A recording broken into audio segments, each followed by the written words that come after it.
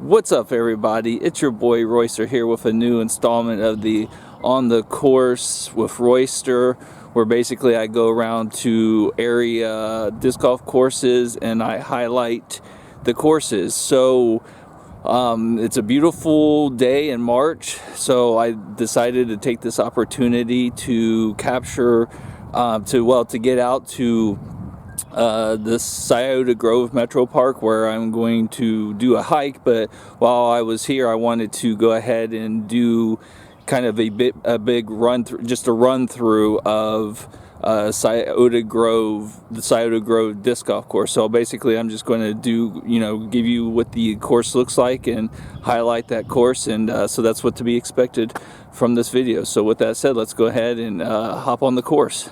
This is hole 1. There's the stats there. It's a par 3, 318 feet.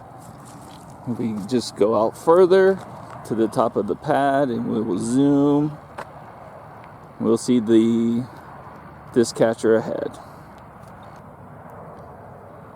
Alright, just to give you a sense of sort of the terrain, you got to the left, which is brutal during the summer, and then to the right, which can be brutal if all that's built up, and then just kind of walking it out,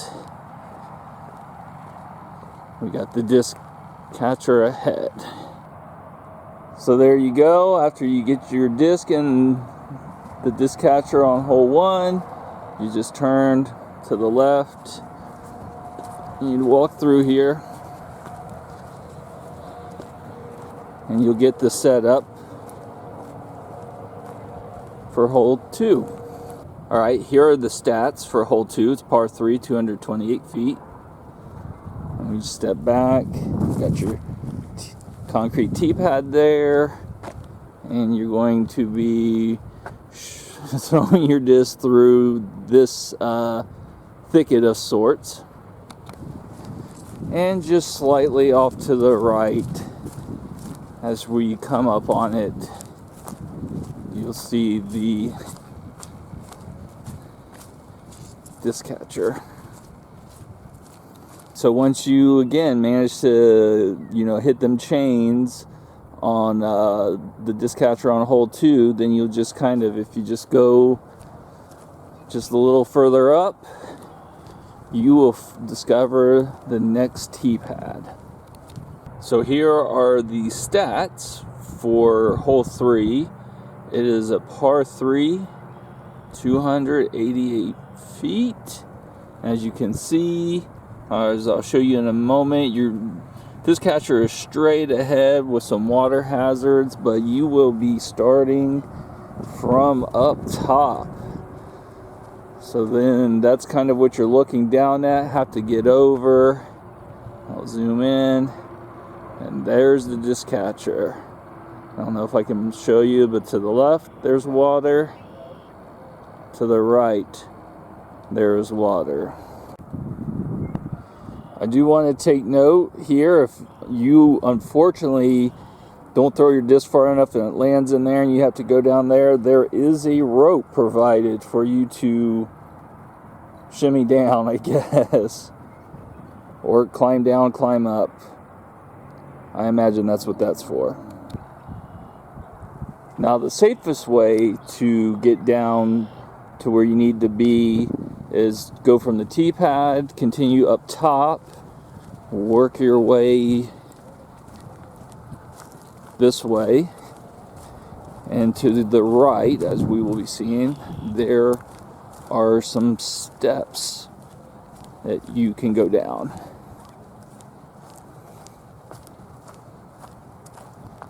There you have it. As you near the bottom of the steps, you will kind of see this area to your right, to your left, and then hopefully you had a spotter who was able to tell you where your disc was. Alright, so that's the tree line you were just in, throwing from above. Just kind of give you a sense of the area around. It's pretty cool. It's kind of like a desert-like area. You got the left pond here, and you got your disc catcher, and then you got this pond to the right, which I imagine it and the other have eaten up their fair share of disc. So hopefully you managed to avoid the water hazards or even the tree line hazard and got your disc into this catcher here. And so from here you would turn around and you would start to proceed to walk towards the base of the wood line for your next tee pad, as I'm kind of zooming in and showing you. Just kind of want to show off some of the cool nature, but here is hole 4. It's a par 3, 228 feet. And as you can see, you have to, there's your tee pad, but you need to manage that water hazard again. And from here, I can show you zooming in. There is the disc catcher. Let's go ahead and take a jaunt over there.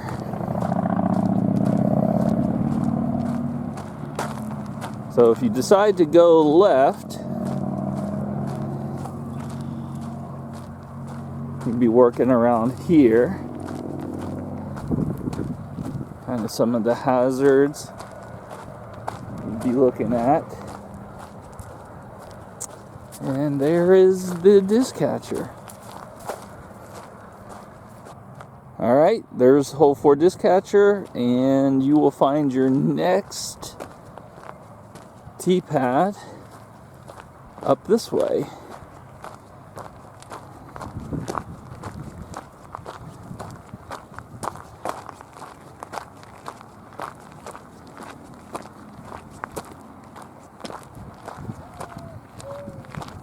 Hole 5 is a par 4, 348 feet. So, give you a sense, here's the tee pad, and the disc catcher, you can maybe spot it, is up that way. And for simplicity, I'm going to just walk this trail to get to the 5th hole. Alright, I'm standing near the disc catcher on hole 5. Up this way was kind of where you were shooting from. Just kind of give you a sense of one of the other potential flight paths. And this shrubbery that when grown up will hide your disc really well. Here it goes, spinning around. There is disc catcher on hole 5.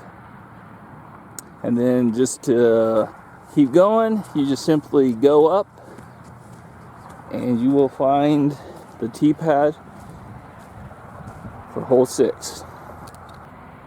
Alright, here is the stats for hole 6. It is a par 3, 258 feet. It's probably one of the more simpler ones, as if you can avoid that tree, you just get straight on down there, you will find your disc catcher. Now to the left, you have this terrain. To the right, now right now in the winter time isn't a big issue, but again, when it's all grown up, it's a beast to find your disc. Here is the disc catcher, hole 6. From here you will find a path that you're going to walk through. Right now it is muddy.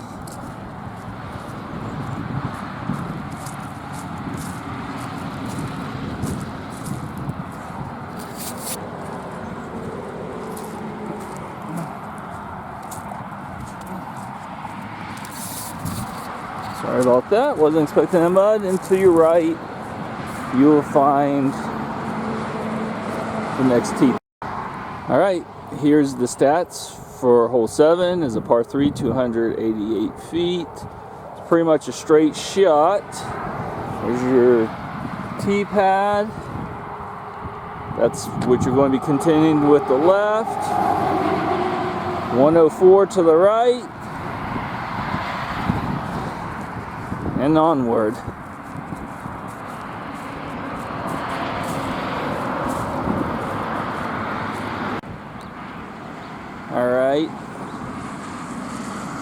Alright, there's the tee pad, and I just want to give you a sense of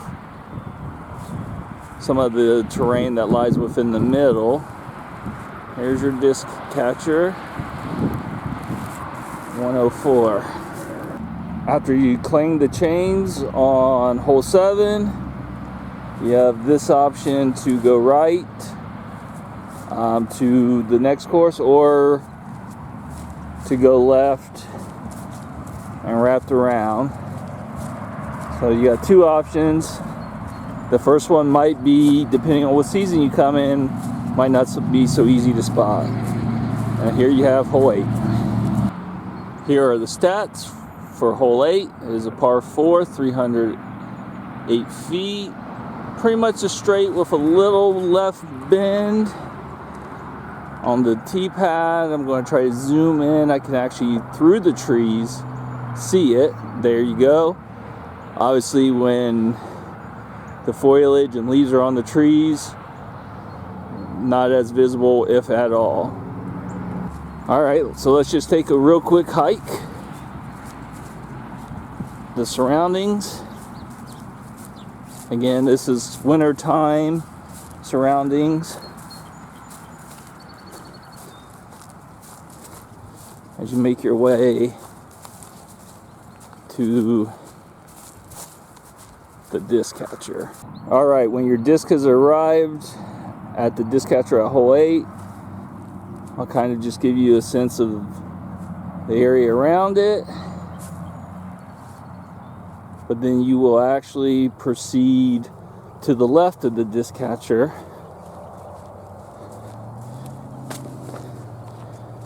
to the next tee pad for hole 9. Hole 9 is a par 4, 378 footer. And then another one where here's your tee pad. You're throwing from up top down below. And there is your disc catcher. At least in this one, you will not be throwing as blind as before. And from the tee pad, you will have to go down this hill. So the one thing about this place, it is a rugged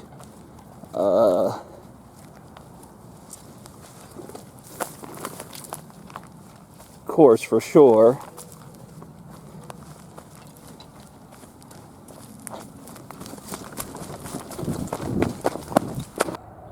So here I am at the bottom of the hill. Hopefully, if you come here, you have no problem coming down that hill. And again, now you're into sort of another new open area.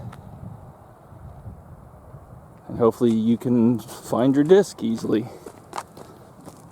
So as you can see, you kind of here in another kind of, again, like sort of desert-like dry terrain. Even in the summer, especially in the summer, it was like this. So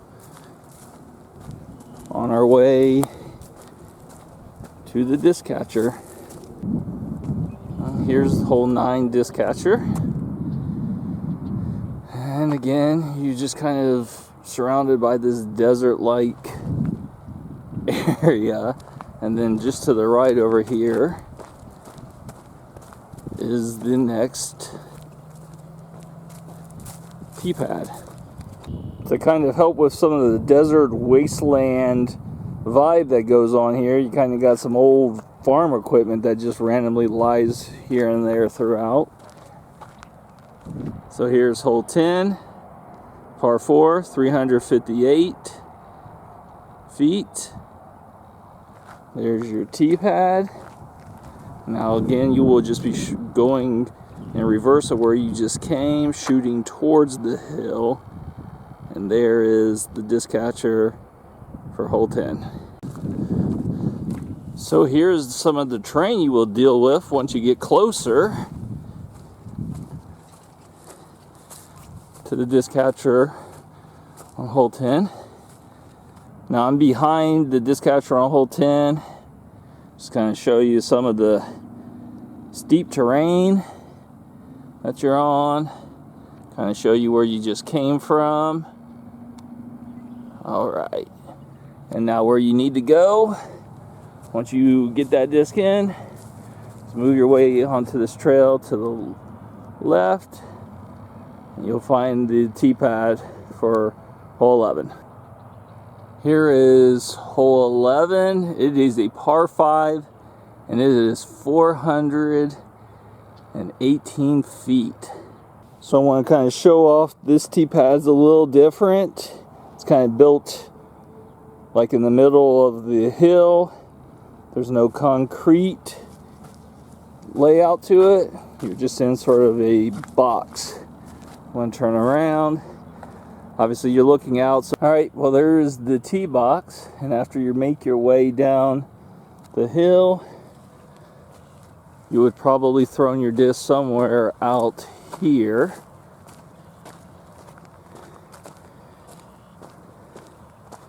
And you're going to be continuing where you need to get your disc up over this hill.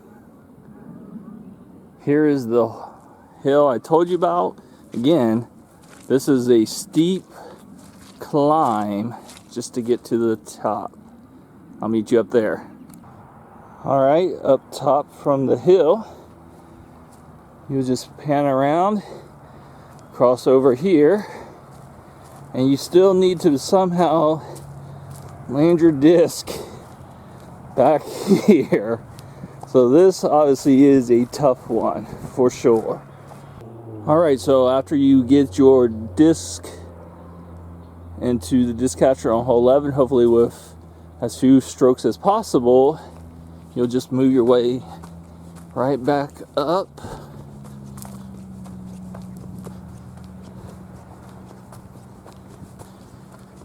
And then to your right, you will find the tee pad for hole 12. Hole 12 is a par 3, 278 feet.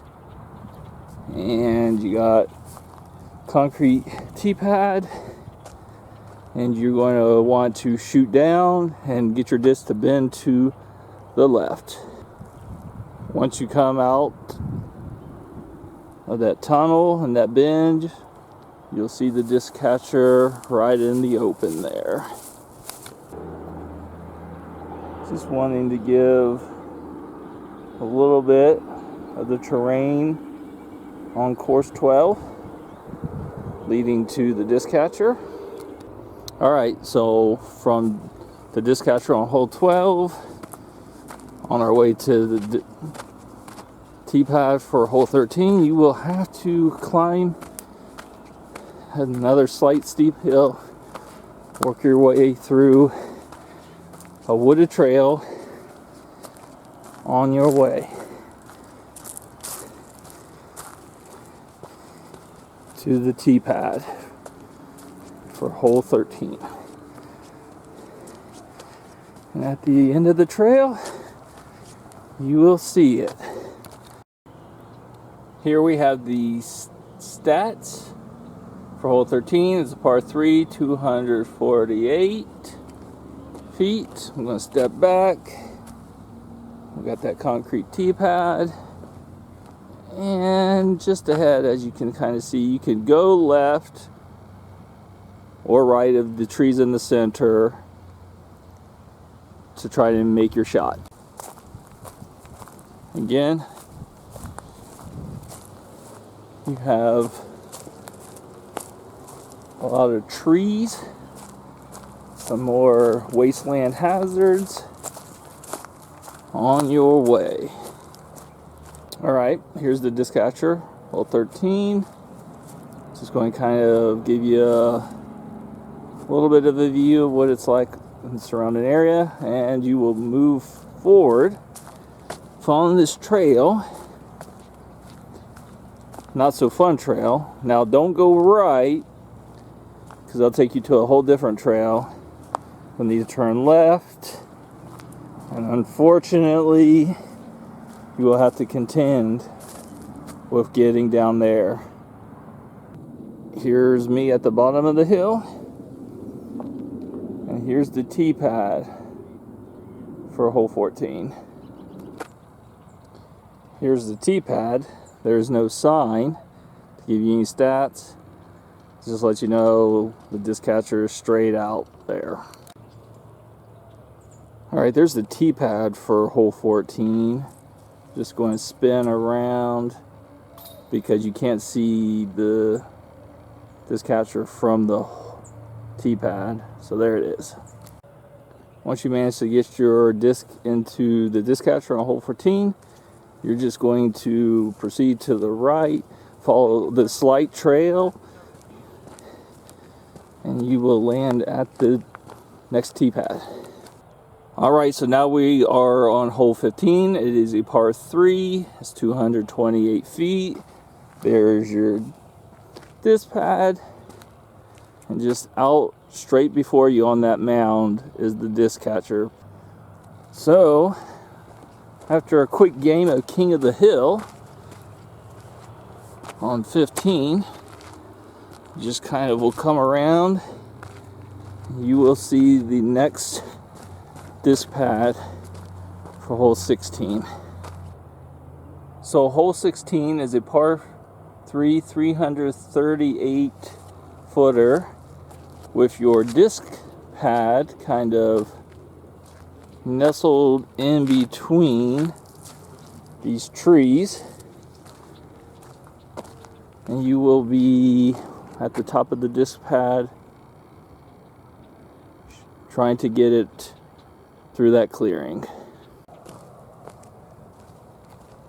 Again, just kind of showing the landscape. You will be doing a lot of backtracking and crisscrossing through this sort of barren desert wasteland, which is really cool though, throughout your game. Again, just as we approach hole 16, it's disc catcher. So after you snag those chains, you're just going to go this way. You're going to work your way around sort of like this at the edge of the bottom of the hill, and then kind of follow this trail to the next tee pad. Hole 17 is a par 4, 298 foot course. There's your tee pad, and at the top of the tee pad you will be basically shooting straight where the disc catcher is towards the bottom of the hill. There is the tee pad for hole 17, and you will kind of walk this trail, and then you will hopefully, once you get your disc close to that disc catcher, you will walk this sort of pseudo bridge to the disc catcher.